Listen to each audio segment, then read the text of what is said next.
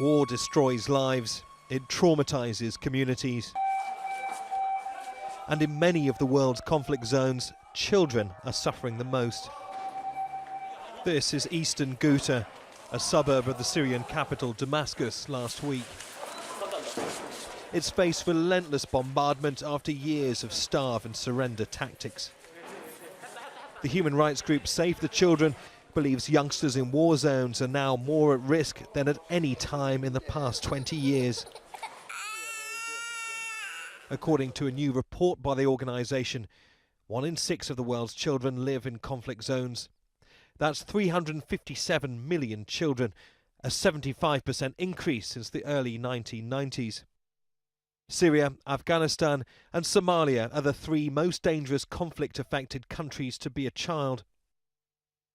In the past few years, there's been a 300% increase in UN-verified cases of killing and maiming of children.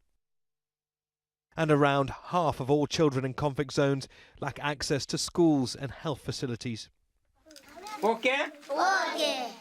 Many of these children in the Democratic Republic of Congo's Kasai region count violence among their earliest memories.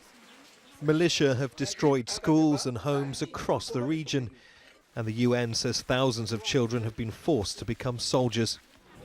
Save the Children's one of several organisations trying to rehabilitate victims. The things we're talking about in this report are children being raped, children being forced to fight, children being forced to kill other children, horrifying brutality. And so there's a number of things we can do. We can invest better in mental health and psychosocial support for children in disaster zones. We can rebuild the society around them, get them back into school, reunite them with their families. There's a whole range of things we can do, but that does take investment, it takes time and it takes support.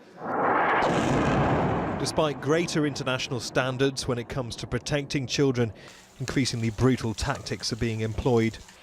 The widespread use of indiscriminate weapons, cluster and barrel bombs have seen child casualty numbers soar. This 9-year-old Rohingya girl was shot 3 times whilst fleeing Myanmar. Children are not simply caught in the crossfire, they are targets. 8 groups say the profound psychological impact of conflict on children cannot be underestimated. There are things seen in childhood that can take a lifetime to recover from. Neve Barker, Al Jazeera.